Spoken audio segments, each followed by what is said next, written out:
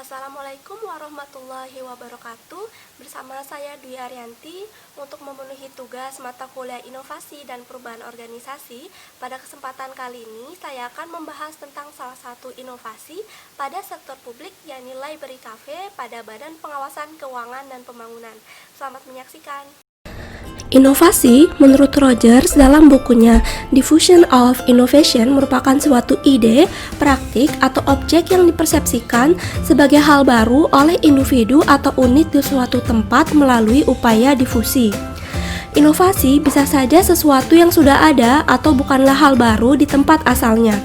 Namun, sesuatu tersebut kemudian dipindah atau diadopsi oleh pihak-pihak tertentu di tempat lainnya yang belum memiliki hal serupa sebelumnya. LC-BPKP merupakan upaya untuk merevitalisasi fungsi perpustakaan. Perpustakaan didesain dengan menggunakan konsep kafe lengkap dengan barista yang menyajikan kopi dari berbagai daerah dan memfasilitasi pengunjung dengan free wifi. Alunan live musik akan mengiringi kegiatan LC. Konsep egaliter yang diusung membuat suasana cair karena pejabat dan staf duduk bercampur di dalamnya. Sharing session menggunakan format talkshow menjadi cerita sukses inovasi di BPKP dalam mengelola pengetahuan yang ada supaya menjadi aset bagi organisasi untuk dikembangkan demi peningkatan kinerja. Selanjutnya, saya akan membahas tentang konsep inovasi A2F. Menurut The Best dan Kotler, bahwa proses inovasi terdiri dari berbagai aktor yang tergabung dalam suatu jaringan yang terkoneksi satu dengan yang lain. Tiap aktor dinamakan sesuai dengan peran, mulai dari huruf A hingga F. Pertama adalah activators. Misi dari aktor ini ialah untuk menginisiasi proses inovasi secara keseluruhan. Aktivator dalam LC-BPKP diketuai oleh Kepala Subbidang Pengembangan Inovasi dan Manajemen Pengetahuan Ibu Ruri Hanasri yang resah dengan kurangnya pertumbuhan knowledge management system di BPKP yang persentase pengunjungnya baru sebesar 3% dari jumlah pegawai BPKP di seluruh Indonesia pada bulan Juli 2018. Hal yang sama juga terjadi dengan minimnya jumlah pengunjung perpustakaan.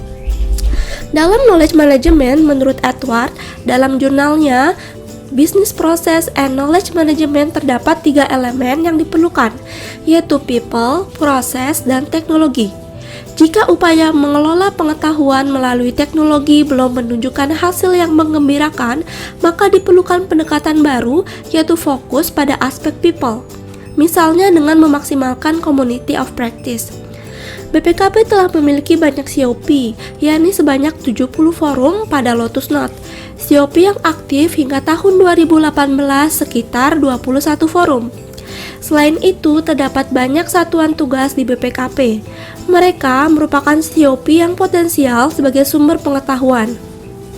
Sayangnya, pengetahuan COP belum tercapture dalam KMS, sehingga dibutuhkan media atau ruang alternatif untuk mempertemukan, terutama mereka yang ingin berbagi dan meningkatkan pengetahuannya. Aktor yang kedua adalah browsers. Browsers adalah mereka yang ahli dalam pencarian informasi. Aktornya adalah pegawai pada pusat penelitian dan pengembangan pengawasan, misalnya dengan melakukan survei tentang pendapat pegawai terhadap perpustakaan. Ketiga, creators. Aktor ini menciptakan ide, konsep, dan mencoba mencari solusi baru di tiap proses yang dilalui. Aktornya adalah para duta KMS, yakni pegawai perwakilan yang memiliki passion dalam bidang penyebaran pengetahuan, yang disatukan dalam grup bersama. Keberadaan duta KMS memiliki peran yang besar dalam rangka mendorong proses transfer pengetahuan. Forum duta KMS dilaksanakan secara berkala dan akan dimonitor supaya manfaat dari proses berbagi pengetahuan dapat dinikmati oleh individu maupun organisasi. Yang keempat adalah developers. Mereka yang berupaya untuk membuat ide atau konsep menjadi nyata. Aktornya adalah hot team, yakni tim LC. Tim yang anggotanya berasal dari beragam unit organisasi dengan rentang usia antara 22 hingga 50 tahun ternyata tidak menghambat kolaborasi di antara mereka. Tim LC terbentuk tanpa didasari oleh selembar surat formal yang menginstruksikan mereka untuk menginisiasi dan menggarap kegiatan revitalisasi perpustakaan. Ya, tanpa selembar surat penugasan. Yang kelima adalah eksekutor. Mereka yang berperan dan bertanggung jawab dalam pengimplementasian.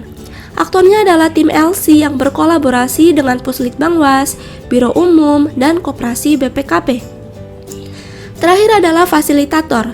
Aktor ini berperan untuk membuat iklim inovasi yang kondusif dengan mempermudah proses inovasi dan meminimalisir resistensi.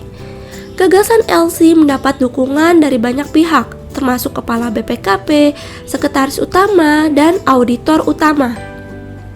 Selanjutnya, pembahasan kerangka FRIO sebagai alat untuk menganalisa sumber daya internal dan sumber keunggulan kompetitif yang berkelanjutan. Dalam analisa FRIO, organisasi perlu menganalisa 4 pertanyaan tentang valuable. Kegiatan LC dapat menambah nilai. Pembahasan LC yang beragam mulai dari audit, teknologi, hingga peningkatan skill seperti komunikasi, hobi, infografis, dan sharing kisah sukses lainnya dapat menjadi pengalaman yang berharga bagi para pegawai. Selain itu, LC merupakan salah satu bentuk reverse mentoring di mana para influencer yang menjadi narasumber dapat berasal dari para milenial sehingga memberikan kesempatan kepada para generasi zaman now untuk berkontribusi dalam aktivitas organisasi. Kedua adalah rare. Sektor publik belum banyak yang menerapkan LC secara teratur, sehingga saat ini menjadi keunggulan kompetitif yang dimiliki oleh BPKP. Ketiga, inimitable. Sumber daya BPKP yakni sebanyak 34 perwakilan di seluruh Indonesia dapat menjadi kekuatan yang pembeda dengan organisasi lainnya. Keempat, organize. Sesuai tujuan awal yakni untuk meningkatkan penggunaan KMS, maka newsletter yang dibuat selanjutnya diupload ke KMS sebagai knowledge asset yang dapat diakses secara online, sehingga pegawai yang berhalangan hadir tetap dapat menerima pengetahuan tersebut. Konsep sustainability. LC diharapkan sekaligus menjadi sarana supaya kebiasaan berbagi pengetahuan berkembang menjadi budaya organisasi. Program LC saat ini tidak terbatas di kantor pusat saja, melainkan mulai dikembangkan pada perwakilan BPKP di seluruh Indonesia. Lesson learned-nya adalah: pertama, LC BPKP sebagai salah satu strategi untuk mengakumulasikan ilmu pengetahuan yang dimiliki masing-masing pegawai dan mendorong mereka untuk saling berbagi pengetahuan yang pada akhirnya turut berkontribusi dalam peningkatan inovasi organisasi. Kedua, mengikis sekat-sekat jabatan yang sering menjadi penghambat komunikasi. Tradisi berdiskusi dan berdebat tentu menjadi arena untuk membangun pemikiran kritis. Ketiga, inovasi LC diharapkan dapat melahirkan leaders di masa depan.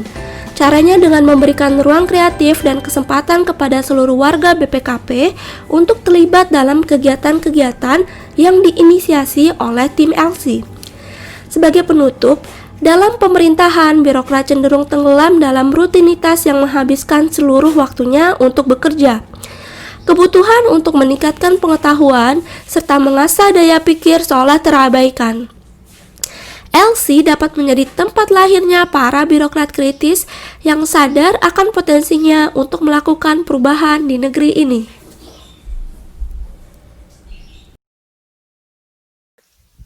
Sekian presentasi dari saya.